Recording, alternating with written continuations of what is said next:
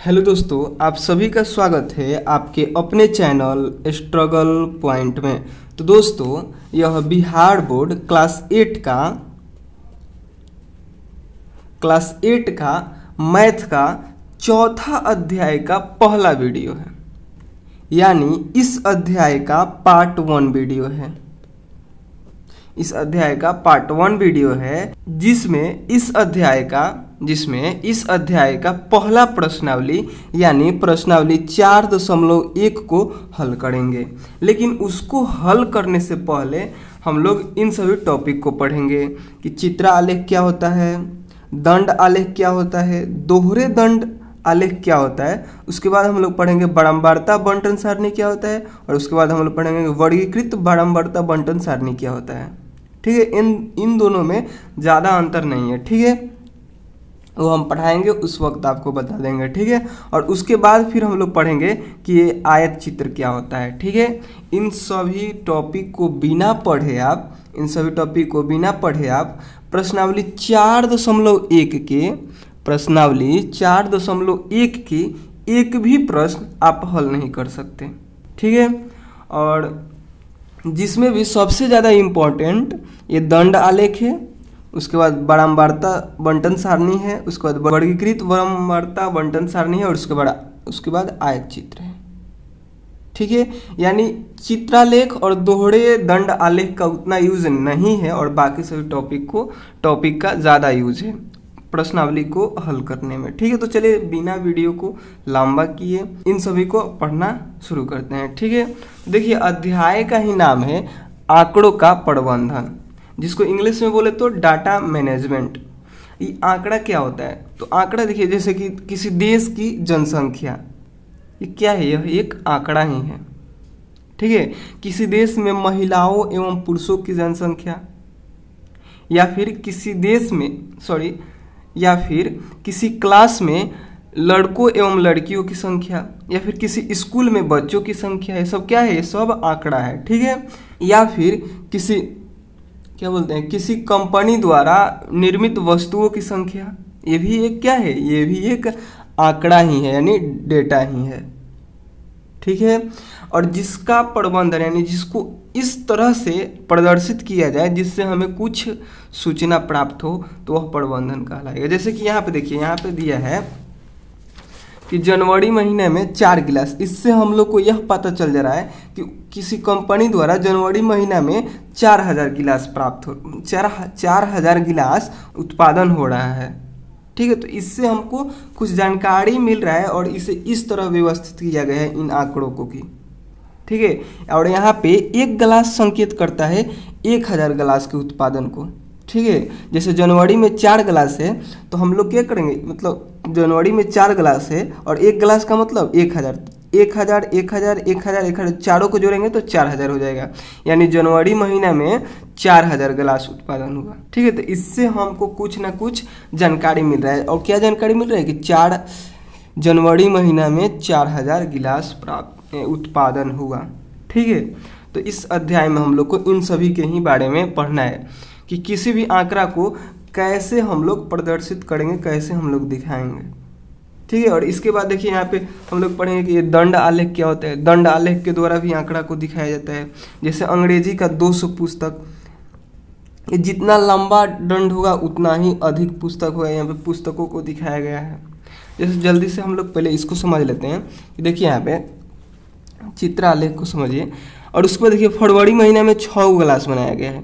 1 2 3 4 5 6, और 1 गिलास का मतलब 1000, तो 6 गो है तो 6000 हो जाएगा। 1000 1000 1000 1000 1000 और 1000, तो 1000 और 1000 2000, फिर 3000, फिर 4000, फिर 5000, फिर 6000, यानी जो फरवरी महीना में टोटल कितना गिलासों का उत्पादन हो रहा है, तो 6000। मार्च में वैसे ही 2000, अप्रैल में 4000, और ऐसे रहेगा। कुछ प्रश्न रहेगा तो आप इसको आराम से हल कर सकते हैं। जैसे मार्च के महीने में कितने गिलासों का उत्पादन हुआ, तो मार्च में देखिए तो कई गिलास है, 2 गिलास है, और 1 गिलास का मतलब 1000, तो 2 गिलास का मतलब 2000, यानी 2000 गिलास का उत्पादन मार्च महीने में हुआ। ठीक है, उसके बाद है कि किन 2 महीनों में बराबर उत्पादन हुआ, तो किन 2 महीनों में बराबर गिलास का चित्र बनाया गया है। देखिए, तो जनवरी में देखिए 4 गिलास, और अप्रैल में 4 गिलास, यानी अब जनवरी और अप्रैल महीने में बराबर उत्पादन होगा। ठीक है, तो ज़्यादा कुछ नहीं था चित्रालेख में, इस पे प्रश्न भी नहीं है आपके प्रश्नावली में। ठीक है, फिर भी अगर आप समझ गए तो बहुत अच्छा बात है। और देखिए यहाँ पे क्या होता है, जैसे एक गिलास को हम लोग को दिखाना था, जैसे एक गिलास को हम दिखा रहे हैं, तो इससे हम लोग को प्रदर्शित हो रहा है कि हम 1000 गिलास को दिखा रहे हैं। ठीक है, लेकिन अगर कि वह कंपनी ने किसी महीने में 400 गिलास उत्पादन किया तो कैसे दिखाएंगे इसको? तो यहाँ पे इसको दिखाना कठिन हो जाता है, इसलिए इसको हम लोग आसानी से दंड आलेख में दिखा सकते हैं। तो जहाँ पे ये काम नहीं आता है वहाँ पे दंड आलेख काम आता है। ठीक है, यहाँ पे एक गिलास को दिखाया जाएगा तो माना जाएगा कि 1000 गिलास उत्पादन हुआ है।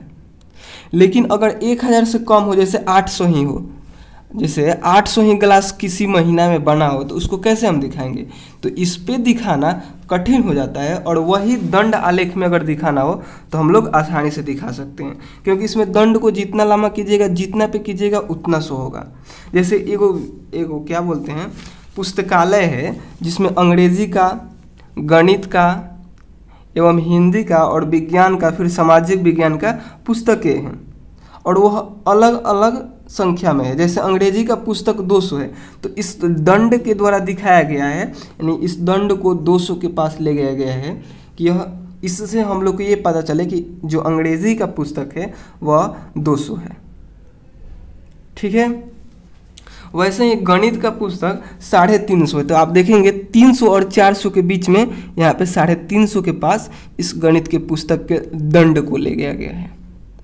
ठीक है, वैसे ही हिंदी को यहाँ तक लेके गया गया है। ठीक है, तो इस पे दिखाना हम लोग को आसानी होता है, क्योंकि देखिए 350 को भी दिखा दे रहे हैं। अगर 320 को दिखाना रहता तो थोड़ा सा और नीचे करते हैं, यानी 300 यहाँ पे, तो 310 फिर 320 यहाँ तक दंड ले जाते हैं। ठीक है, तो इसको हम लोग दंड आलेख बोलते हैं। ठीक है, और इसको भी ऐसे बनाया हुआ मिल जाएगा आपको, या फिर आपको बनाना रहेगा और इन सभी प्रश्नों को उत्तर देना रहेगा। कुछ प्रश्न रहेंगे, जैसे यहाँ पे देखिए सबसे अधिक किस विषय की पुस्तकें हैं और वह कितनी है। तो जो जितना लंबा दंड होगा, इसमें देखिए सबसे लंबा दंड कौन सा है, तो ई वाला है। तो ई कौन सी का है? विज्ञान का पुस्तक का है। तो सबसे ज़्यादा किस विषय की पुस्तक है, यही ना पूछ रहा था कि सबसे अधिक किस विषय की पुस्तक है और कितनी है। तो सबसे अधिक विज्ञान की पुस्तक है और 500 है। ठीक है, ऐसे ही प्रश्न रहेगा, आप उन सभी को हल कर सकते हैं। ये हम आपको केवल समझने के लिए बता रहे हैं। जो प्रश्नावली 4.1 के प्रश्न हो गए, उन सभी को हम खुद लिख कर आपको बताएंगे। ठीक है, समझाते हुए। ठीक है, तो इनको केवल हम ऐसे ही समझा दे रहे हैं। जैसे सबसे कम विषय किस पुस्तक के है और वह कितनी है, तो देखिए तो सबसे छोटा दंड किसका है, तो सामाजिक विज्ञान का। तो सबसे कम यही है, और कितना है, तो 100 है। ठीक है, तो इसमें लिख सकते हैं 100।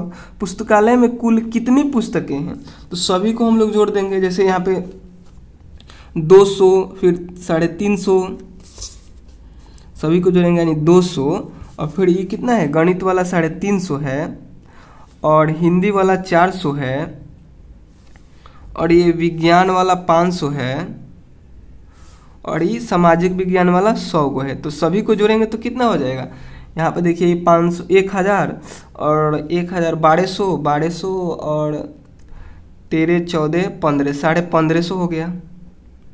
टोटल पुस्तक कितना है, 1550। उसके आगे है कि इस दंड आलेख द्वारा क्या सूचना दी जा रही है। तो इस दंड आलेख द्वारा किसी पुस्तकालय में विभिन्न प्रकार के पुस्तकें कितने हैं सूचना दी जा रही है।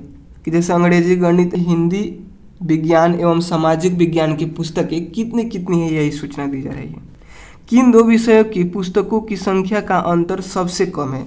तो यहाँ पे देखिए ये गणित का पुस्तक कितना है, 350 है, और हिंदी का पुस्तक 400 है। तो इन दोनों के बीच अंतर बहुत कम है, यानी 50 ही कम ज़्यादा है। और यही देखिए तो ये 200 है, 300 यानी 100 का अंतर है। ठीक है, तो ये भी आप समझ गए।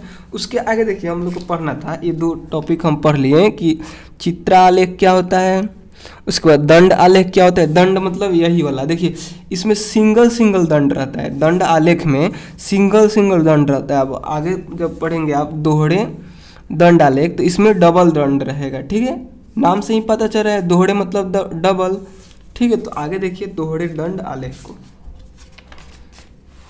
देखिए दोहरा दंड आलेख का हम लोगों को क्यों जरूरत पड़ता है, तो दोहरे दंड आलेख के द्वारा हम लोग तुलना करते हैं, ठीक है। जैसे यहाँ पे क्या है कि किसी स्कूल में गणित का एग्ज़ाम हुआ है, और एग्ज़ाम कैसे होता है, एक छमाही एग्ज़ाम होता है और एक वार्षिक एग्ज़ाम होता है, यानी छमाही परीक्षा और वार्षिक परीक्षा।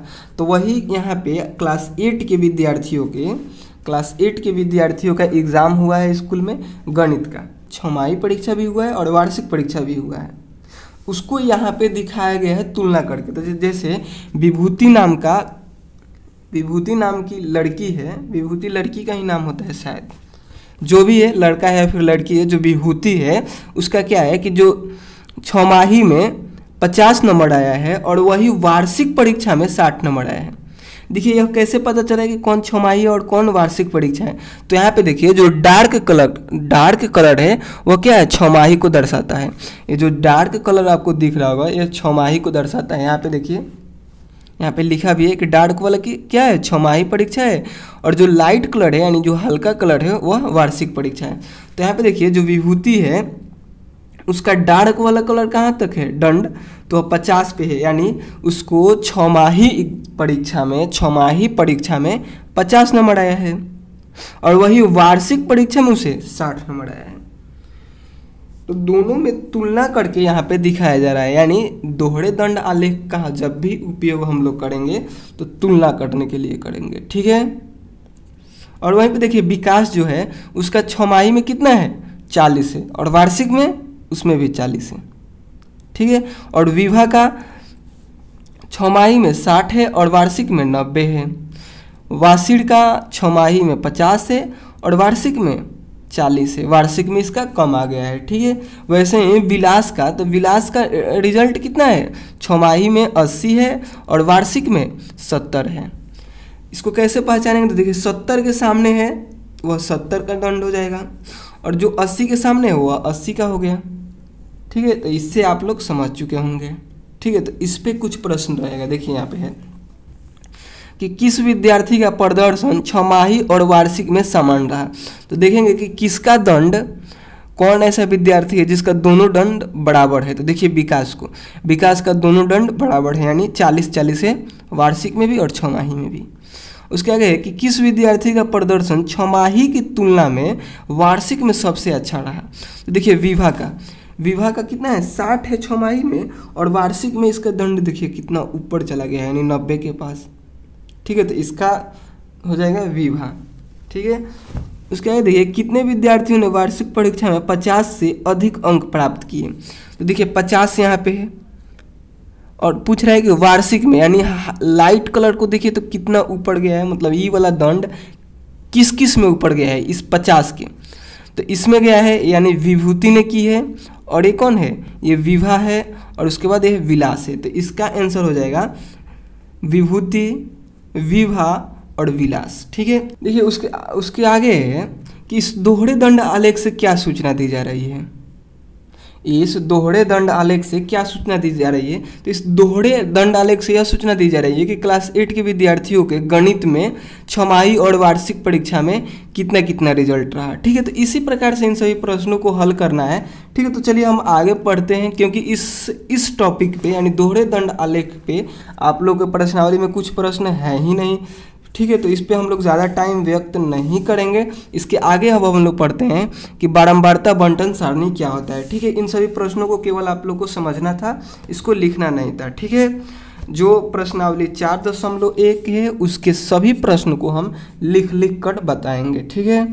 तो ज़्यादा टेंशन लेने की बात नहीं है। चलिए अब हम लोग बारंबारता बंटन सारणी को समझते हैं। तो देखिए यहाँ पे कुछ आंकड़ा दिया गया है कि कक्षा 8 में गणित की परीक्षा का परिणाम, यानी गणित का परीक्षा हुआ है जिसमें कुछ विद्यार्थी ने 28 नंबर लाया, कुछ ने 28 लाया, फिर किसी ने 28 लाया, फिर किसी ने 28 लाया, फिर 8 लाया, 10 लाया, 38 लाया, 28 लाया, 28 लाया, 15 लाया, 1 लाया, फिर 28 लाया, 29 लाया, 18 लाया, 20 लाया, 36 लाया, 36 लाया, 10 लाया, 28 लाया, 15 लाया, 8 लाया। ऐसे करके विद्यार्थियों ने अपना अपना मार्क्स लाया। यानी कितने विद्यार्थी हैं? 1 2 3 4 5 6 7 8 9 10, यानी 20 विद्यार्थी हैं जिन्होंने एग्ज़ाम दिया और जिनका इतना इतना रिजल्ट आया। ठीक है, तो इसको हम लोगों को एक आलेख द्वारा दिखाना हो तो कैसे दिखाएंगे? तो सबसे पहले हम लोग इसको घटते या बढ़ते क्रम में लिख लेंगे। ठीक है, तो यहाँ पे इसको घटते क्रम में लिख लिया गया है। ठीक है, और इसको अब हम लोग बारंबारता सारणी द्वारा दिखाएंगे। ठीक है, तो बारंबारता सारणी में सबसे पहले हम लोग क्या करेंगे? यहाँ पे ऐसे एक सारणी बनाएंगे, 3 को खंड बनाएंगे। देखिए यहाँ पे 3 को खंड बनाएंगे। यहाँ पे देखिए, यहाँ इसको क्या किया गया है कि घटते क्रम में लिख लिया गया है। ठीक है, और लिखने के बाद फिर ऐसे हम लोग को सारणी बनाना है। ठीक है, और सारणी बनाने के बाद 3 ठो इसमें क्या बोलते हैं, 3 ठो वर्ग बनाएंगे जिसमें लिखेंगे प्राप्तांक, मिलान चिन्ह और कुल बार। मतलब यहाँ पे कुल बार की जगह आप बारंबारता भी लिख सकते हैं। ठीक है, और उसके बाद इसे यहाँ से हम लोग इस सब संख्या को उठाएंगे। जैसे यहाँ से हमने 38 उठाया और यहाँ पे लिख दिया। ठीक है, उसके बाद क्या है 36, तो 36 यहाँ पे लिख दिया। उसके बाद क्या है 36, तो फिर 36 लिखे नहीं। 36 अगर ये 2 बार है तो हम लोग एक ही बार यहाँ पे लिखेंगे। ठीक है, उसके बाद फिर 29 है तो 29 लिखेंगे। और देखिए 28 कितना बार है, लेकिन हम लोगों ने केवल और केवल एक बार ही लिखा। देखिए यहाँ पे, सॉरी नहीं दिखा, यहाँ पे देखिए 28 कितना बार है, 1 2 3 4 5 6 7 बार है, लेकिन हम लोगों यहाँ पे लिखेंगे तो एक ही बार लिखेंगे। और देखिए यहाँ पे 36 भी 2 बार था तो हम लोगों ने यहाँ पे लिखा तो एक ही बार लिखा। ठीक है, 38 एक बार था तो एक बार ही लिखा। और उसके बाद देखिए फिर 20 लिखेंगे, फिर 18 लिखेंगे, फिर 15 2 बार है फिर भी हम लोग एक बार लिखेंगे, 10 2 बार है एक ही बार लिखेंगे, 8 2 बार है एक ही बार लिखेंगे, और एक बार है तो एक को लिखेंगे। ठीक है, तो यानी कितना भी बार प्राप्तांक हो उसको एक ही बार लिखेंगे। ठीक है, और मिलान चिन्ह में इधर हम लोग उसको जितना बार रहेगा उतना लिखेंगे। जैसे यहाँ पे देखिए 38 कितना है, एक बार है तो मिलान चिन्ह में एक खींच देंगे, और 36 2 बार है तो 2 को चिन्ह खींच देंगे। इससे हम लोग को पता चलेगा कि 36 इस पूरे आंकड़े में 2 बार है मिलान चिन्ह से। ठीक है, और 29 एक बार है तो एक ही को मिलान चिन्ह खींचेंगे। ठीक है, उसके बाद देखिए 28 7 बार था तो यहाँ पे हम लोग 7 को मिलान चिन्ह खींचे।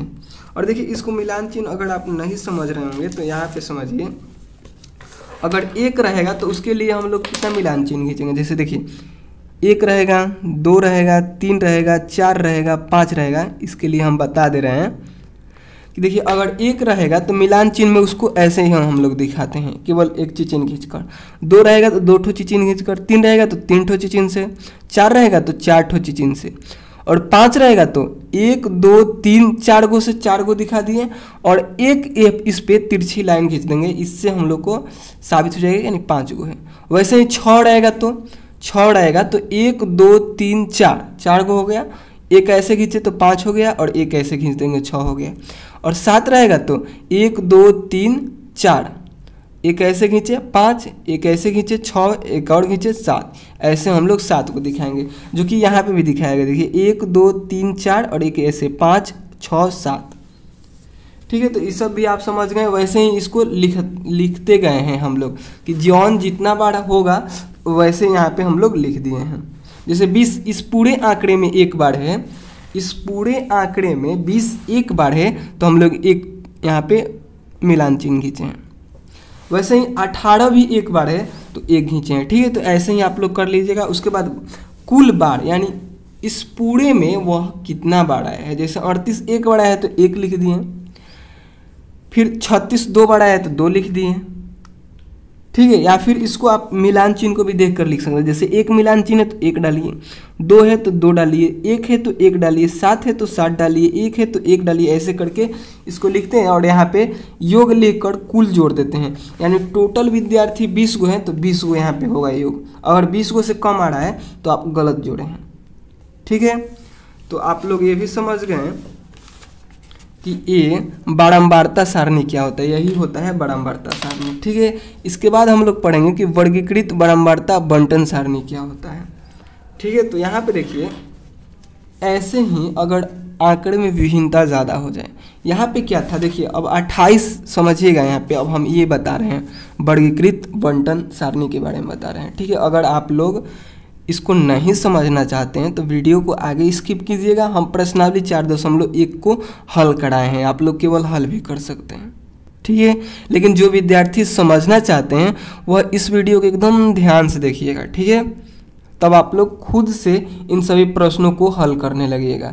बहुत आसान आसान प्रश्न है अगर आप इन सभी को समझ जाते हैं, ठीक है। तो देखिए अब हम लोग वर्गीकृत बारंबारता बंटन सारणी को समझेंगे। देखिए यहाँ पे क्या था कि विद्यार्थियों की संख्या कम थी। अगर विद्यार्थियों की संख्या ज़्यादा हो जाए, जैसे अब मान लीजिए कि 28 नंबर 7 विद्यार्थियों ने लाया था।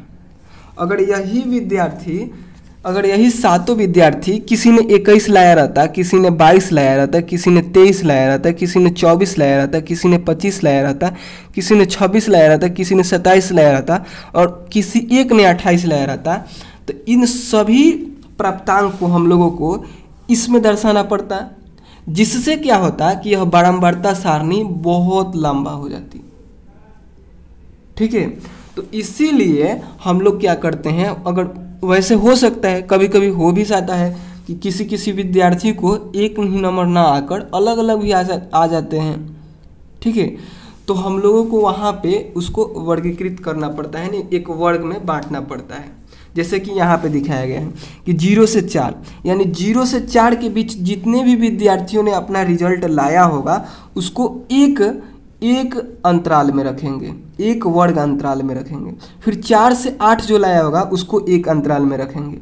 जैसे यहाँ पे फिर कोई एग्ज़ाम हुआ है जिसमें क्या है, विद्यार्थियों ने इतना इतना प्राप्तांक लाया है, जिसमें कितने विद्यार्थी हैं, टोटल 30 विद्यार्थी हैं, ठीक है। तो देखिए इसमें क्या है कि 0 से 4 के बीच जितने भी विद्यार्थियों का मार्क्स होगा उसको इसमें हम लोग रखेंगे, ठीक है।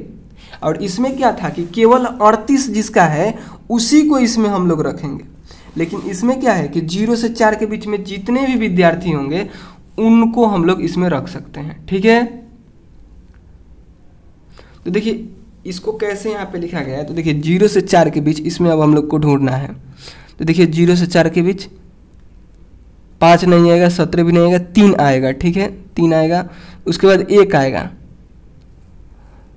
और उसके बाद कोई नहीं आएगा। देखिए 4 आएगा, लेकिन 4 को हम लोग को इसमें नहीं रखना है, 4 को हम लोग अगले वाले में रखेंगे, ठीक है। 4 को इसमें नहीं रखना है, 4 को अगले वाला में रखना है। तो यानी यहाँ पे हम 2 मिलान चिन्ह देंगे और कितना बार आया है, 0 से 4 के बीच जो प्राप्तांक है वह कितना बार आया है, 2 बार आया है, यानी 3 आया है और 1 आया है बस। तो यहाँ पे हम बारंबारता में 2 को लिखेंगे, ठीक है। ऐसे ही इन सभी में से हम देखते देखते सभी में देखेंगे कौन कितना बड़ा है, उसको इधर लिखेंगे, फिर मिलान चिन्ह में लिखेंगे, ठीक है। इसको भी आप लोग आराम से हल कर सकते हैं। चलिए अब हम लोग समझते हैं आयत चित्र के बारे में, ठीक है। यह लास्ट टॉपिक है, इसके बाद हम लोग प्रश्नावली 4.1 को हल करेंगे, ठीक है। तो देखिए आयत चित्र को समझने से पहले हम लोग जो समझे वर्गीकृत बंटन सारणी, इसी को हम लोग आयत चित्र में बनाएंगे, ठीक है। देखिए जो यहाँ पे हम लोग समझे कि ये विद्यार्थियों ने कुछ नंबर लाए थे जिसको यह वर्गीकृत बारंबारता बंटन सारणी में लिखा गया है, इसी को हम लोग आयत चित्र में कन्वर्ट करेंगे। तो देखिए कैसे करते हैं, यहाँ पे दिया गया है। तो उस विद्यार्थियों ने 0 से 4 के बीच कितने थे, 0 से यहाँ पे समझिएगा कि 0 से 4 के बीच कितने विद्यार्थी हैं, यहाँ पे ध्यान दीजिएगा। 0 से 4 के बीच 2 विद्यार्थी हैं और 4 से 8 के बीच इस आंकड़े में, यहाँ पे जो ऊपर आंकड़ा दिया गया है उसमें 4 से 8 के बीच कितने विद्यार्थियों ने मार्क्स लाया, तो 5। और फिर 8 से 12 के बीच तो 8 विद्यार्थियों ने, और 12 से 16 के बीच तो 9 विद्यार्थियों ने, और 16 से 20 के बीच 4 विद्यार्थियों ने, और 20 से 24 के बीच कितने विद्यार्थियों ने, तो 2 विद्यार्थियों ने, और टोटल 30 थे। तो इन्हीं को हम लोगों को यहाँ पे क्या बोलते हैं, आयत चित्र में दिखाना रहता है। देखिए आयत चित्र को इंग्लिश में बोलते हैं हिस्टोग्राम, ठीक है। और दंड आलेख के बारे में आपको बताएं, यहाँ पे देखिए नहीं बताए होंगे, तो दंड आलेख को इंग्लिश में बार ग्राफ बोलते हैं, और जो डबल दंड आलेख था उसको डबल बार यानी दोहरे दंड आलेख था उसको डबल बार ग्राफ बोलते हैं। और इन दोनों में अंतर भी आपको हम बता दें। देखिए ये इसके बीच कितना कितना गैप है और यह सिंगल सिंगल है, और इसके बीच भी गैप है, लेकिन यह क्या है, डबल आलेख है, डबल आलेख दंड आलेख है। और इसमें जो है आयत चित्र है, इसके बीच आपको गैप नहीं दिखता है, ठीक है। यानी यहाँ पे समझिए कि 0 से 4 के बीच कितने विद्यार्थी थे, 2, यानी 0 से 4 के बीच जो दंड है उसको 2 पे हम लोग ले गए हैं, ठीक है। और इधर विद्यार्थियों की संख्या है और इधर विद्यार्थियों द्वारा प्राप्तांक है। और एक और था, दूसरा अंतराल था कि 4 से 8 के बीच कितने विद्यार्थी थे, 5 थे। तो 4 से 8 के बीच जो दंड है उसको हम लोग 5 के पास ले गए हैं। ठीक उसी प्रकार 8 से 12 के बीच कितने विद्यार्थी थे, 8 थे। तो 8 से 12 के बीच वाला दंड को उठाकर हम लोग 8 के पास ले गए हैं। वैसे ही 12 से 16 कितने थे, 9, तो 9 तक ले गए हैं इसको। देखिए यहाँ पे फिर था 20 से 24, यहाँ पे देखिए 16 से 20 तो 4, तो फिर इसको 4 तक हम लोग ले गए हैं, देखिए। और उसके बाद था 20 से 24 जो कि 2 है, तो इसको हम लोग उठाकर 20 से 24 वाला दंड को 2 तक ले गए हैं। तो यही होता है आयत चित्र। तो चलिए अब हम लोग प्रश्नावली 4.1 को हल करते हैं। और आयत चित्र पर ही पहला प्रश्न है, ये जो पहला प्रश्न है यह आयत चित्र पे ही है, ठीक है। तो यहाँ पे कह रहा है कि अवकाश के दिनों में कक्षा 8 के कक्षा 8 के विद्यार्थियों द्वारा पढ़ने के लिए समय घंटों में दिए हुए आलेख में दर्शाए गए हैं, ठीक है। और उसके आधार पर नीचे प्रश्न दिए गए हैं, इसको हल करना है। निम्नलिखित प्रश्नों के उत्तर दीजिए। यानी अवकाश के दिन में, यानी छुट्टी के दिन में कक्षा 8 के विद्यार्थी द्वारा पढ़ने का समय जो है वह घंटों में आलेख में दर्शाए गए हैं, जिसके आधार पर नीचे प्रश्न के उत्तर देना है, ठीक है। यानी देखिए 0 से 1 घंटा और 1 घंटा से 2 घंटा, 2 घंटा से 3 घंटा, 3 घंटा से 4 घंटा, 4 घंटा से 5 घंटा और 5 घंटा से 6 घंटा और 6 घंटा से 7 घंटा में कितने कितने विद्यार्थी पढ़ रहे हैं। यह प्रतिदिन पढ़ने का नीचे दिया गया है घंटों में समय, और यह विद्यार्थियों की संख्या दिया गया है। यानी 1 से 2 घंटा के बीच 4 विद्यार्थी पढ़ रहे हैं, 2 से 3 घंटा के बीच 8 विद्यार्थी पढ़ रहे हैं, यह विद्यार्थियों की संख्या है, ठीक है। और 3 से 4 के बीच इस दंड को कितने विद्यार्थियों के सामने ले गया गया है, 20 विद्यार्थियों की संख्या के सामने, यानी 3 से 4 के बीच 20 विद्यार्थी पढ़ रहे हैं, ठीक है। और 4 से 5 के बीच 28, 5 से 6 के बीच 16, 6 से 7 के बीच 12, ठीक है। उसके बाद हम लोग इस प्रश्न को हल करेंगे, ठीक है, कि अधिकतम विद्यार्थियों द्वारा कितने घंटों तक पढ़ा, अधिकतम विद्यार्थियों ने कितने घंटों तक पढ़ा, ऐसे प्रश्न है। तो देखिए, तो सबसे लंबा दंड किसका है, तो सबसे लंबा दंड ये वाला है, और कितना से 4 से 5 घंटा, 4 से 5 घंटा। तो इसके हल में आप उत्तर में लिखना है, फिर हल में आप लोग को लिखना है, पहला के अ में आप लोग को लिखना है, क्या लिखना है, 4 से 5 घंटे। ये माइनस का चिन्ह के मतलब होता है से, ठीक है। हमेशा ये घटाव के स्थान पे ही नहीं लगता है, कभी से के भी स्थान पे लगता है। जैसे 4 से 5 घंटे, ठीक है। तो इससे हम लोग इसको से समझेंगे हम लोग, ठीक है, घटाव नहीं समझेंगे, ठीक है। प्रश्न था अधिकतम विद्यार्थियों ने कितने घंटों तक पढ़ा, तो 5 से 6 घंटे तक, 5 से 6 घंटे के बीच अधिकतम विद्यार्थी हैं। उसके बाद देखिए 5 घंटों से कम समय तक कितने विद्यार्थियों ने पढ़ा, 5 घंटों से। तो देखिए यहाँ पे 5 घंटा है, 5 घंटा का दंड यहाँ तक है, और इसके इस साइड यानी 5 घंटा से कम इधर है ना है सब, तो कितने विद्यार्थियों ने पढ़ा, तो सभी को हम लोग जोड़ देंगे। तो ये 28 भी आएगा यहाँ पे, देखिए 28 को, फिर 20 को जोड़ेंगे, फिर 8 को जोड़ेंगे, फिर 4 को जोड़ेंगे। उसके बाद इधर कोई नहीं है, तो ये कौन सा नंबर है, ब नंबर है, ठीक है। और सभी को जोड़ेंगे, यहाँ पे सभी को जोड़ेंगे तो 60 हो जाएगा। यानी 60 विद्यार्थियों ने 5 घंटा से कम पढ़ा।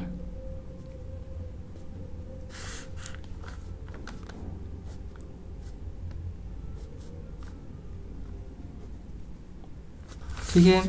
उसके बाद है 100 नंबर कि कुल कितने विद्यार्थियों ने अवकाश के दिनों में पढ़ा। यहाँ पे जो ग्राफ बनाया गया है वह अवकाश के दिनों में पढ़ने वाले विद्यार्थियों का ही बनाया गया है। तो प्रश्न ही पूछ रहा है कि कुल कितने विद्यार्थियों ने अवकाश के दिनों में पढ़ा। तो इस सभी विद्यार्थी अवकाश के दिन में न पढ़ रहे हैं, तो सभी को जोड़ के यहाँ पे हम लोग लिख देंगे। 100 के हल में आप लोग लिखिएगा, सभी को जोड़ दीजिएगा। जैसे 4 + 8 + 20 + 28 + 16 + 12, इन सभी को हमने जोड़ दिया। 2 2 4 6 को जोड़ने के बाद कितना आ रहा है, 6 को जब आप जोड़िएगा तो यहाँ पे हो जाएगा 88। 8 × 8 88 विद्यार्थियों ने।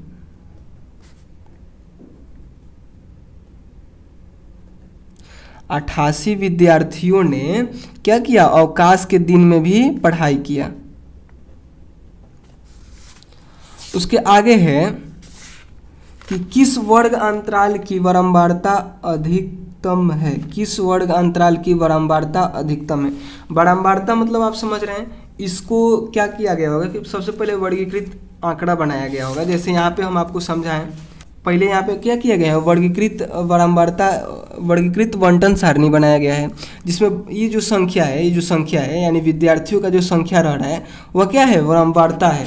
तो इसमें भी ये जो विद्यार्थियों की संख्या है यानी ये इस लाइन पे दर्शाया गया है वो बारंबारता है। तो आपको बताना है कि सबसे अधिक किस वर्ग अंतराल की सबसे अधिक बारंबारता रही, तो वह इसका ना है यानी 5 से 6, 4 से 5 के बीच, 4 से 5 के बीच यहाँ पे सबसे अधिक रहा है। ठीक है, 4 से 5 के बीच सबसे अधिक रहा है। तो 2 नंबर में आपको लिखना है, 2 नंबर में आपको लिखना है 4 से 5, बस इतना ही लिख देना है। उसके आगे देखिए दूसरा प्रश्न है अपनी कक्षा के सभी छात्रों के जूते या चप्पलों के माप एकत्रित कीजिए, उन्हें निम्न तालिका में भरकर एक बारंबारता बंटन सारणी बनाइए। ठीक है, तो यहाँ पे देखिए इसको आप लोग को खुद से करना है, फिर भी यहाँ पे हम आपको समझा दे रहे हैं। जैसे क्या करना है कि आपके कक्षा में सभी छात्रों से पूछना है कि तुम लोग कितने कितने नंबर का जूता या फिर चप्पल पहनते हो। तो हो सकता है कोई 5 नंबर का पहनता हो, कोई 6 नंबर का पहनता हो, कोई 7 नंबर का पहनता हो, कोई 8 नंबर का पहनता हो। तो यहाँ पे क्या करना है कि बारंबारता सारणी में लिखना है उसको। जैसे 5 नंबर का मान लीजिए कि 5 नंबर का 10 विद्यार्थी हों, यानी 10 गो ऐसे बच्चे हों, छात्र हों जो 5 नंबर का चप्पल पहनते हो या फिर जूते पहनते हो। फिर और पूछिएगा तो पता चलेगा कि 6 नंबर का कितने विद्यार्थी पहनते हैं। तो हो सकता है कि 7 विद्यार्थी पहनते हो।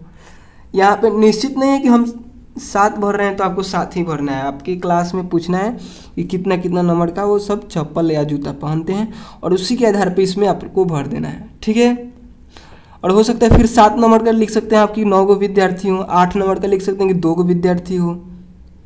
ठीक है, और उसको मिलान चिन्ह में कैसे लिखना है आपको हम बता दिए। जैसे 10 लिखना है तो देखिए मिलान चिन्ह में कैसे लिखेंगे, दिख रहा है ना, 1 2 3 4, ये 4 गो हो गया।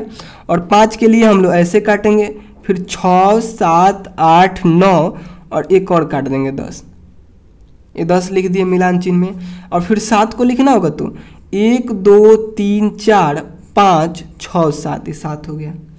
ठीक है, तो ऐसे ही आप लोग को पूछ लेना है अपने कक्षा के छात्रों से या फिर अपने अंदाज से भी लिख सकते हैं कि 5 नंबर वाले 10 विद्यार्थी हैं, 6 नंबर वाले 7 विद्यार्थी हैं, 7 नंबर वाले 9 विद्यार्थी हैं और 8 नंबर वाले 2 विद्यार्थी हैं। और उसको मिलान चिन्ह में भी लिख देना है।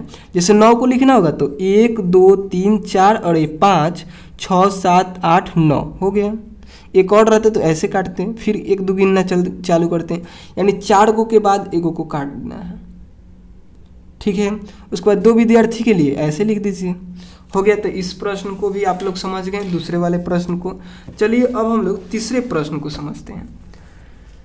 ठीक है, तो देखिए तीसरा प्रश्न है ककड़िया गांव के 27 मकानों के 1 माह का बिजली बिल रुपयों में निम्नलिखित हैं। ककड़िया गांव है जिसमें 27 मकान है, जिसके 1 माह के बिजली बिलों का यहाँ पे क्या किया गया है, रुपयों में आंकड़ा दिया गया है। जिससे हम लोगों को क्या करना है कि वर्ग अंतराल 300 से 400 आदि लेकर एक बारंबारता सारणी बनाना है। तो देखिए इसको कैसे बनाएंगे, इसका हमने जो सारणी होता है वो बना लिया है। केवल उसमें भर के आप लोग को हम समझा देते हैं। देखिए यहाँ पे हमने इसको क्या किया है कि वर्ग अंतराल में विभाजित कर लिया है। यहाँ पे जो ये बिजली बिल है उनको वर्ग अंतराल में विभाजित कर लिया है। यानी देखिए कैसे आप लोग करिएगा, तो यहाँ पे पहला तो बता ही दिया है कि 300 से 400 के बीच आपको लेना है। 300 से 400 के बीच लेना है, तो सबसे पहले वाला अंतराल हमने यही लिया है। ठीक है, उसके बाद देखिए हाईएस्ट कितना है, तो सबसे ज़्यादा है 780 है। या किसके बीच आएगा, तो 700 से 800 के बीच, यानी सबसे हाईएस्ट यही है। तो इतना ही तक हम लोग ले गए, यानी 400 से 500, 500 से 600, 600 से 700 और 700 से 800। 800 से 900 अगर लेते हैं, 800 से 900 आगे हम लेते हैं, तो उस अंतराल में एक भी मकान नहीं आएंगे, इसलिए हमने 700 से 800 ही तक ही इसको रहने दिया है।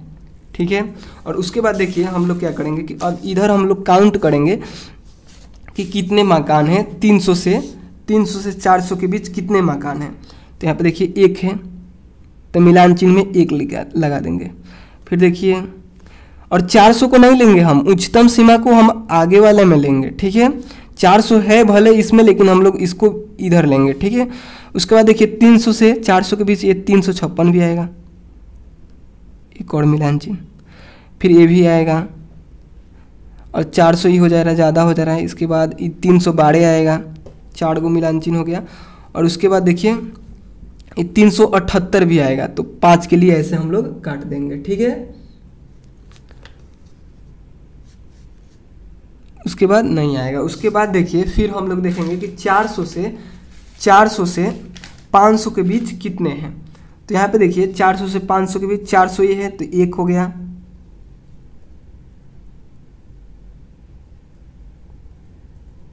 435 ई हो गया, तो 2 हो गया,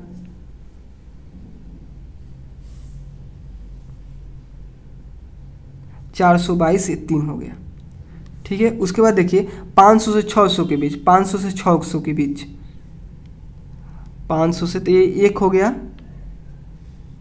ये 2 हो गया, ये 3 हो गया, ये 4 हो गया, और ये 5 हो गया, फिर 6 हो गया, फिर 7 हो गया। यानी अब फिर यहाँ पे एक 8 हो गया। यानी 500 से 600 के बीच कितने मकान हैं, तो 8 मकान है। ठीक है, वैसे ही आप लोग को देखना है 600 से 700 के बीच, इसमें आप लोगों को खोजना है। हम यहाँ पे लिख दे रहे हैं, हम पहले से खोज लिए हैं। तो 600 से 700 के बीच 4 मकान है, तो आप लोग 4 ठो लाइन दे दीजिएगा बस। और क्या है कि 700 से 800 के बीच इस आंकड़े में खोजना है कितने मकान है, तो 700 से 800 के बीच 7 मकान है। ठीक है, तो यहाँ पे हम लोग 7 मिलान चिन्ह देंगे, जैसे 1 2 3 4 5 6 7। ठीक है, और इसी को काउंट करके हम लोग इधर लिख देंगे, यानी 1 2 3 4 5, तो 5 इधर लिख देंगे, 1 2 3 तो इधर 3 लिख देंगे, या फिर इधर से आप लोगों को गिन कर भी इधर लिख सकते हैं। ठीक है, उसके बाद देखिए 1 2 3 4 5 6 7 8 लिखेंगे, 1 2 3 4 4 लिखेंगे, 1 2 3 4 5 6 7 लिखेंगे। और इस टोटल को हम लोग काउंट करेंगे। अब देखिए 5 3 8 और 8 कितना हो गया, 16, 16 4 20 और 7 27।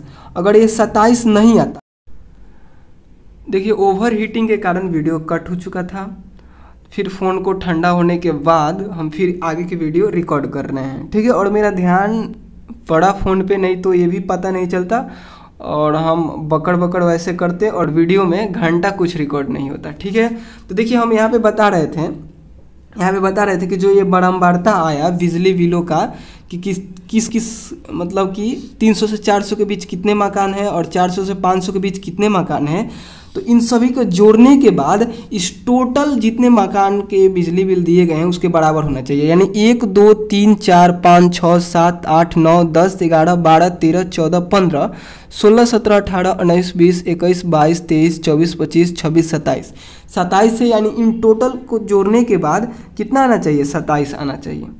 ठीक है, तो यही क्या है, यही बारंबारता सारणी है। ठीक है, तो आप लोग को तीसरे के हल में इतना ही लिखना है। ठीक है, या इसमें केवल और केवल यही कह रहा था कि वर्ग अंतराल 300 से 400 आदि लेकर एक बारंबारता सारणी बनाइए। ठीक है, तो 300 से 400 लेकर यानी 300 से 400, 400 से 500, 500 से 600, 600 से 700, 700 से 800, अगर 8 से 900 लीजिएगा, 800 से 900, तो उस अंतराल में एक भी बारंबारता नहीं रहेगा। ठीक है, तो हम लोग 700 से 800 ही लेंगे। ठीक है, और उसके बाद चौथे प्रश्न को अब हम लोग हल करेंगे। तो देखिए चौथा प्रश्न है, प्रश्न 3 में दिए गए आंकड़ों से प्राप्त सारणी के लिए एक आयत चित्र बनाइए और निम्नलिखित प्रश्नों के उत्तर दीजिए। चौथा प्रश्न में कि पीछे के प्रश्न यानी तीसरे प्रश्न में दिए गए आंकड़ा यानी जो ये आंकड़ा दिया गया है इससे प्राप्त सारणी यानी जो यह सारणी प्राप्त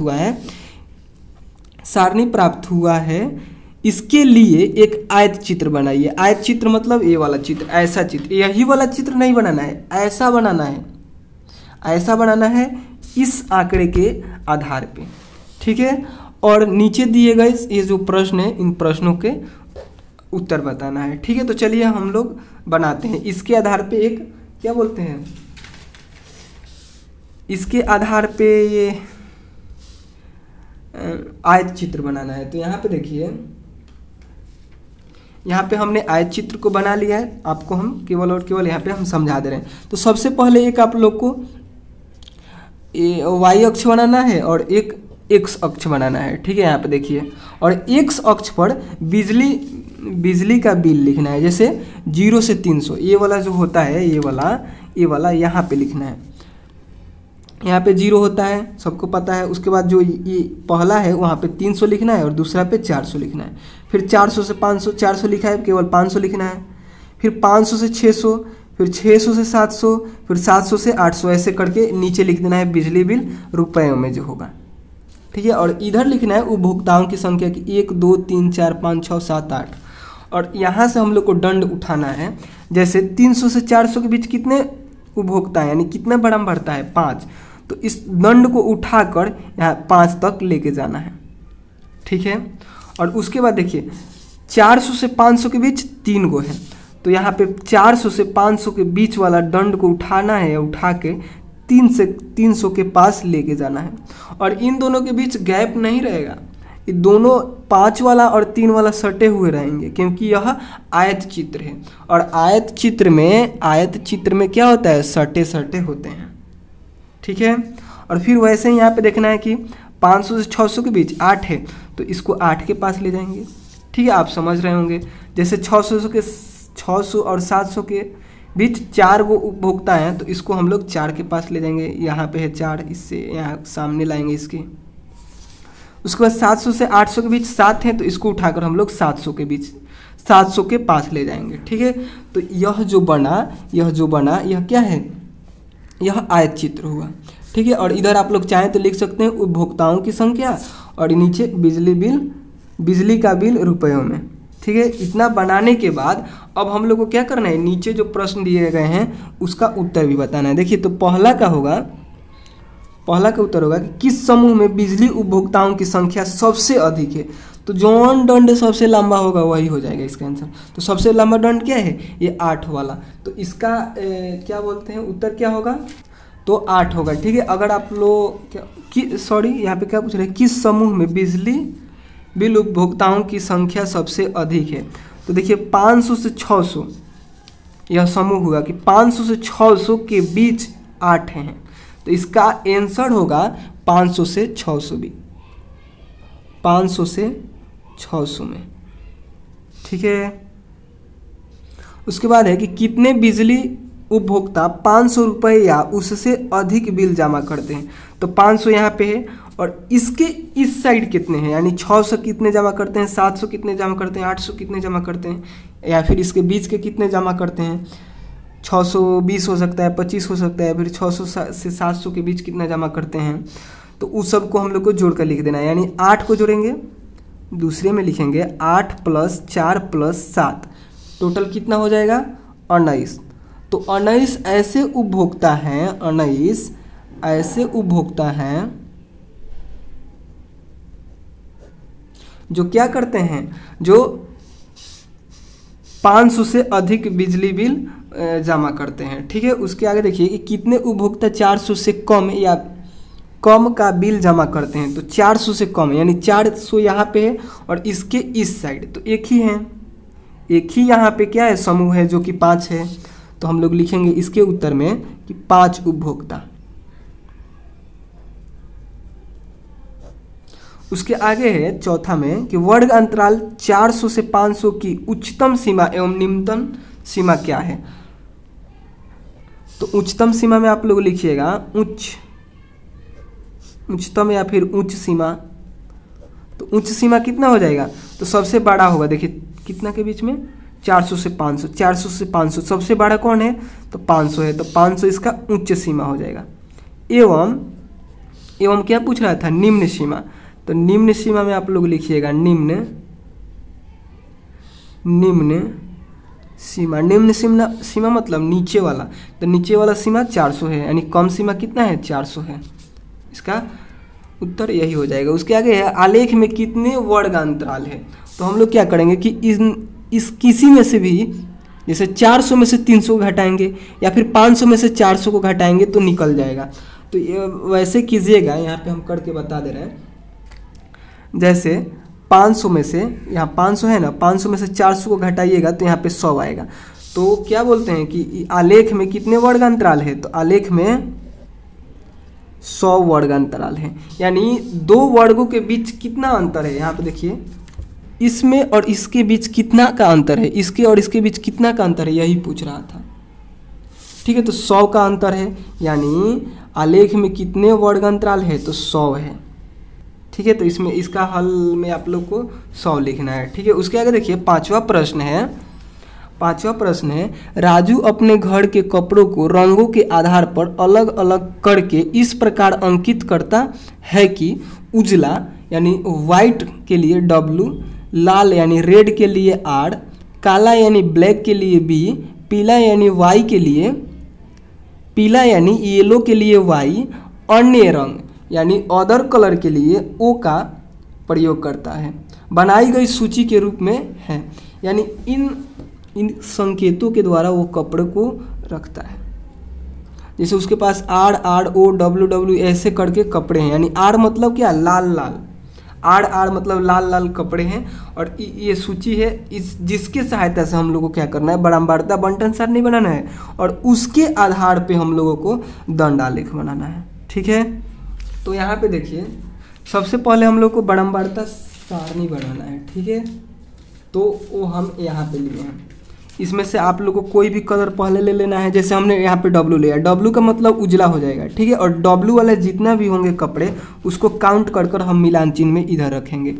ठीक है, यानी इसमें हम लोग अब देखेंगे कि वाइट कपड़ा कितना है। तो देखिए 1 2 3 4 5 6 7 8 गो, तो 8 गो मिलान चिन्ह हम लोग खींचेंगे। जैसे 1 2 3 4 हो गया, 5 6 7 8। ठीक है, और इधर आप लोग 8 लिख दीजिएगा। उसके बाद देखिए R यानी रेड वाला कपड़ा कितना है उसके पास, 1 2 3 4 5 6 7 8 9 10। तो 10 को हम लोग यहाँ पे क्या बोलते हैं, मिलान चिन्ह खींचेंगे। 1 2 3 4 5 6 7 8 9 10 और इधर 10 लिख देंगे। उसके आगे देखिए ब्लैक यानी B से ब्लैक कपड़ा उसके पास कितना है, तो 1 2 3 4 5 6। तो हम लोग मिलान चिन्ह में 6 को यहाँ पे खींचेंगे। 1 2 3 4 5 6 इधर 6 लिख देंगे। उसके बाद येलो कपड़ा उसके पास कितना है, तो देखिए 1 2 3 4 5 6 7 को उसके पास येलो रंग के कपड़ा है। तो यहाँ पे 7 हम लोग बारंबारता 7 को मिलान चिन्ह खींचेंगे। जैसे 1 2 3 4 5 6 7 और इधर 7 लिख देंगे। फिर उसके बाद अदर यानी और अन्य रंग के कपड़े कितने हैं, अन्य रंग के ओ से दिखाया है।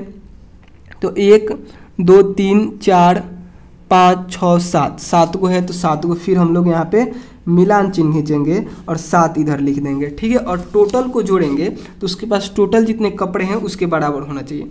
जैसे यहाँ पे हो गया 18 और 6 हो गया 24 और 7 हो गया 31 और 7 38 हो गया, यानी 38 उसके पास टोटल कपड़े हैं। इसको भी काउंट कर सकते हैं, क्या इतने के बराबर आ रहा है। देखिए 1 2 3 4 5 6 7 8 9 10 11 12 13 14 15 16 17 18 19 20 21 22 23 24 25 26 27 28 29 30 31 32 33 34 35 36 37 38, यानी यह जो हम लोग सारणी बनाए बारंबारता सारणी वह सही है। ठीक है, इसी प्रकार से आप लोग को यह सारणी बनाना है। ठीक है, तो पांचवा के हल में इतना ही नहीं लिखना है, ये हो गया। इसके बाद अब हम लोग को इसका क्या बोल रहा था कि दंड आलेख खींचिए। दंड आलेख में गैप रहता है, जो कि यहाँ पे हमने गैप कर करके बना दिया है। ठीक है, और यहाँ पे देखिए, यहाँ पे देखेंगे हम W यानी इसके पास वाइट कपड़ा कितना है 8, तो हम लोग क्या करेंगे इस W को 8 के सामने ले जाएंगे। इस पर ऊपर चाहे तो आप लोग 8 लिख सकते हैं, 10 लिख सकते हैं, क्योंकि रेड कपड़ा उसके पास 10 है।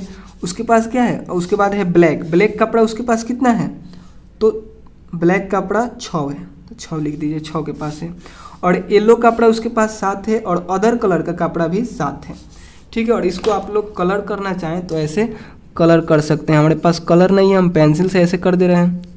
ठीक है, आपके पास कलर होगा तो कलर से भी कर सकते हैं, या फिर पेंसिल से भी ऐसे कर सकते हैं, जिससे देखने में अच्छा लगेगा। ठीक है, ऐसे ऐसे। ठीक है, और देखिए ये क्या था, दंड आलेख था। अगर यही रहता, क्या बोलते हैं, मिला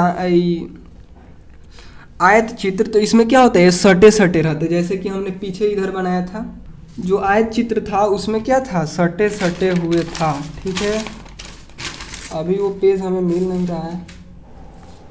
ठीक है, तो आप लोग शायद समझ रहे हैं। और इधर अगर आप लोग लिखना चाहें तो ऐसे भी लिख सकते हैं। इधर अगर आप लोग लिखना चाहें तो ऐसे लिख सकते हैं, कपड़ों की संख्या। ये जो दर्शा रहा है हमको, ये जो नंबर दर्शा रहा है, ये क्या दर्शा रहा है कि कपड़ों की संख्या। इधर लिख सकते हैं आप, कपड़ों की संख्या।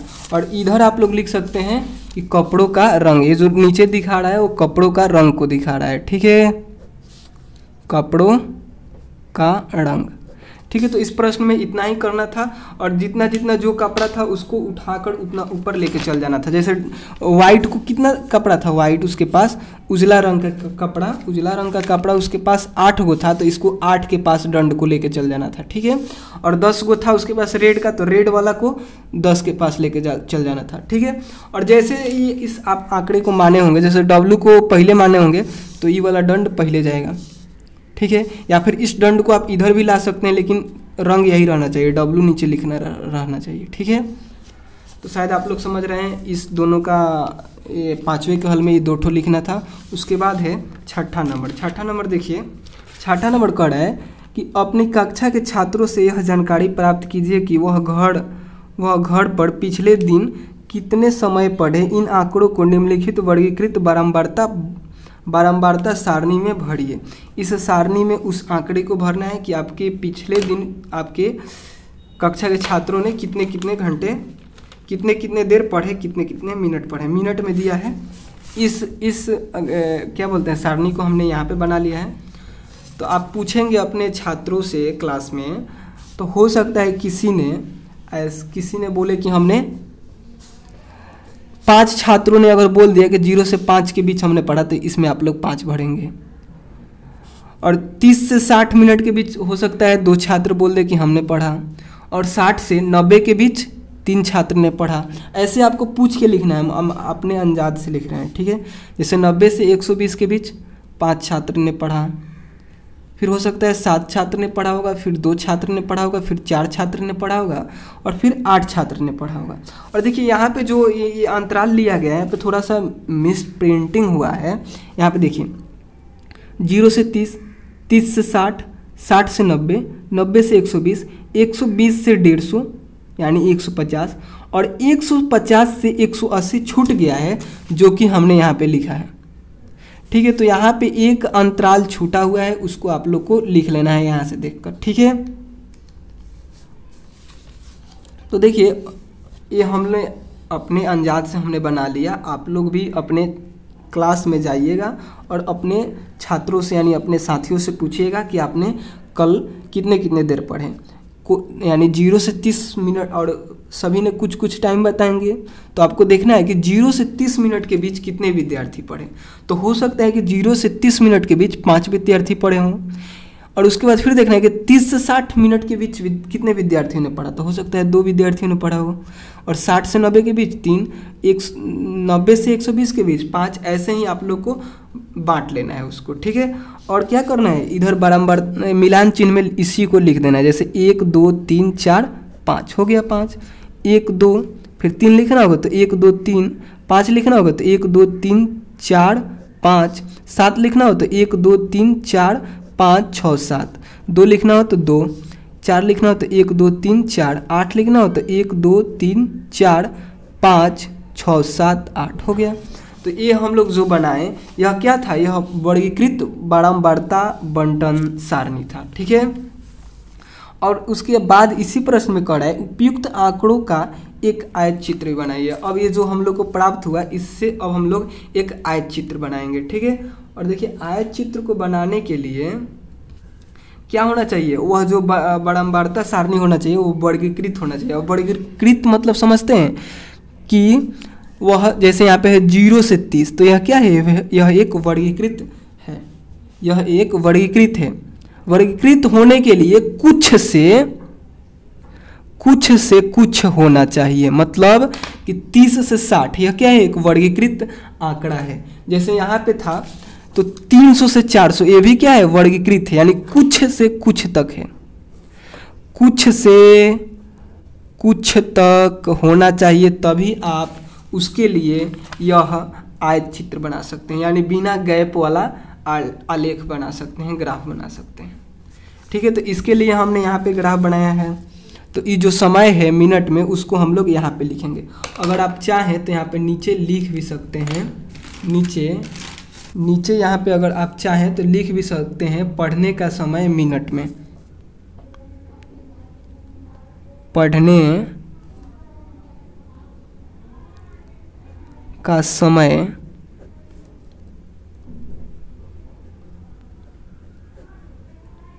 मिनट में, ठीक है। और इधर जो है यह क्या है, पढ़ने वाले छात्रों की संख्या है, पढ़ने वाले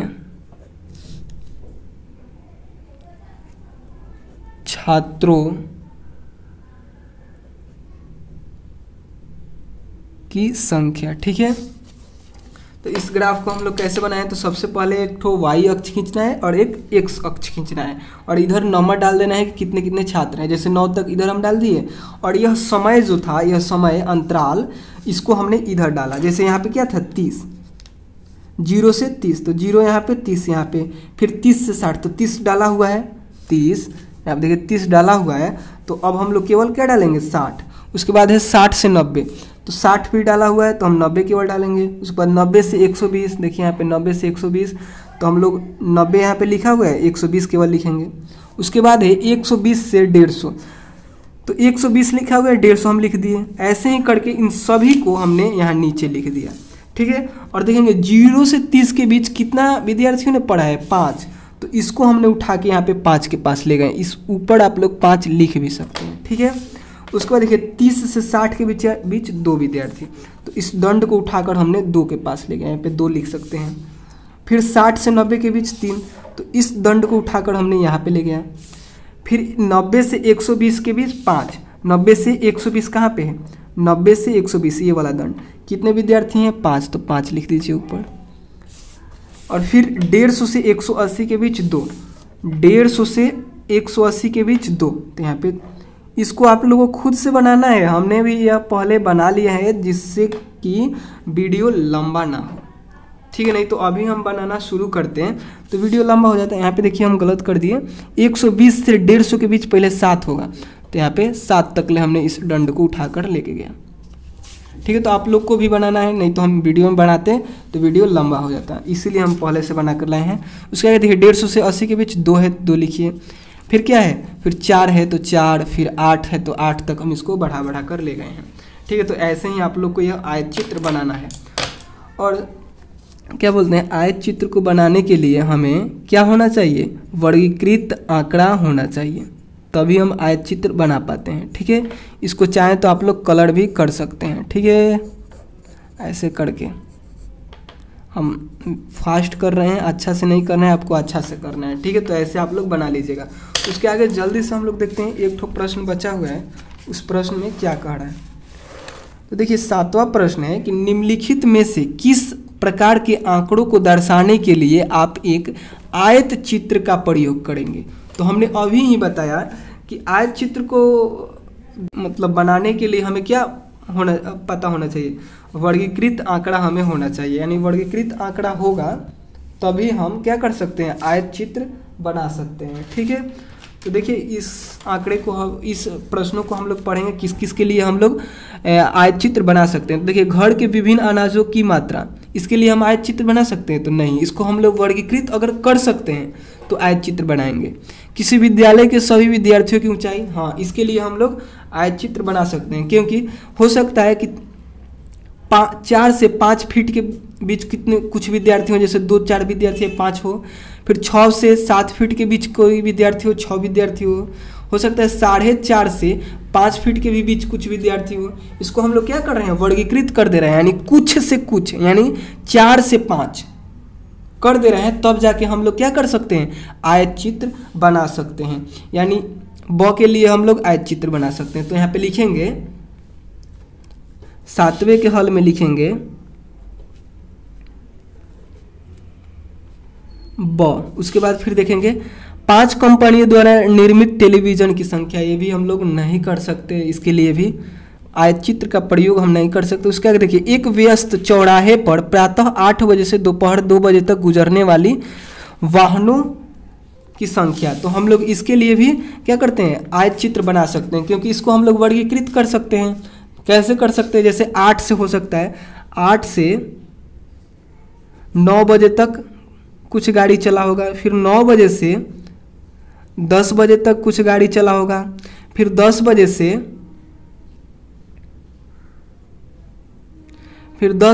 11 बजे तक कुछ गाड़ी चला होगा। यानी हम लोग क्या करते हैं, इसमें क्या कर सकते हैं, कुछ से कुछ कर दे रहे हैं, यानी इसको हम लोग वर्गीकृत कर दे रहे हैं। तो इसमें भी हम लोग क्या कर सकते हैं, इसमें भी हम लोग आयत चित्र का प्रयोग कर सकते हैं।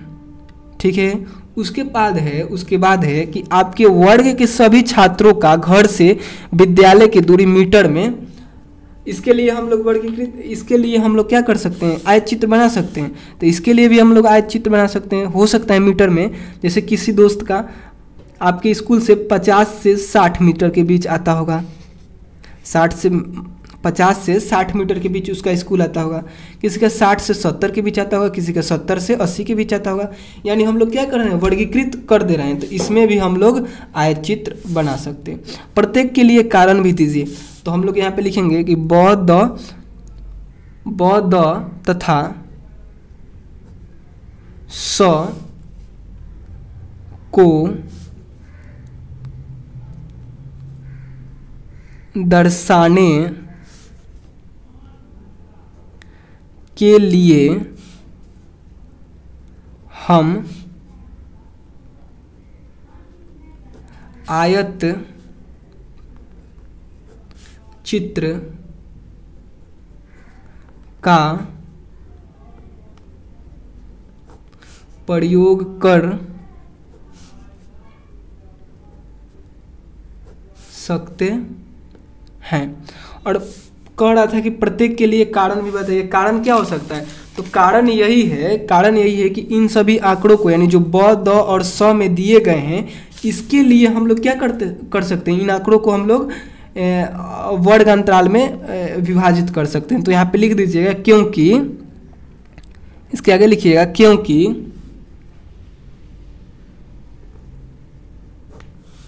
क्योंकि इन सभी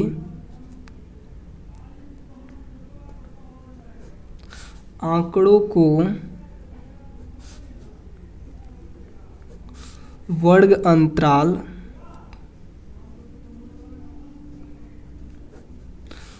अंतरालों में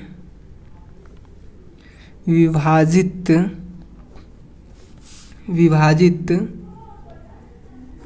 किया जा सकता है। वर्ग अंतराल कहने का मतलब कि कुछ से कुछ में, जैसे यहाँ पे हम बताएं 5 से 6, 6 से 7 और 4.5 से 5 फीट, इसके मतलब इसमें हम लोग कन्वर्ट कर सकते हैं, यानी अंतरालों, वर्ग अंतरालों में कन्वर्ट कर सकते हैं, विभाजित कर सकते हैं। तो इसके लिए हम लोग क्या कर सकते हैं, आयत चित्र भी बना सकते हैं। ठीक है, तो 7वें के हल में आप लोग को इतना ही लिखना है। ठीक है, किसी भी आंकड़ा को अगर हम लोग वर्ग अंतराल में बदल दे रहे हैं तो उसका हम लोग आयत चित्र बना सकते हैं। आप लोग इतना समझिए।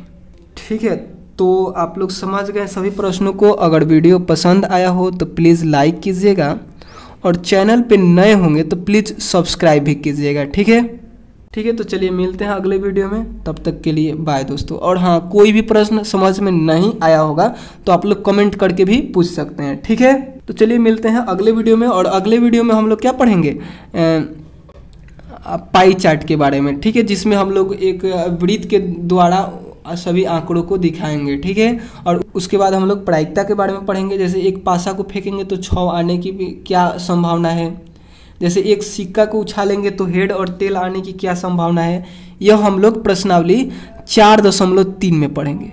और 2 में हम लोग क्या पढ़ेंगे, 4.2 में कि एक पाई चार्ट के द्वारा हम लोग को दिखाना रहेगा इन सभी आंकड़ों को। कुछ कुछ जैसे दिया रहेगा, कोई विद्यार्थी एक दिन में क्या क्या कर रहा है उसको पाई चार्ट के द्वारा दिखाइए। ठीक है, तो हम लोग ये सब आगे के वीडियो में पढ़ेंगे। ठीक है, इसी अध्याय में। ठीक है, तो चलिए मिलते हैं अगले वीडियो में।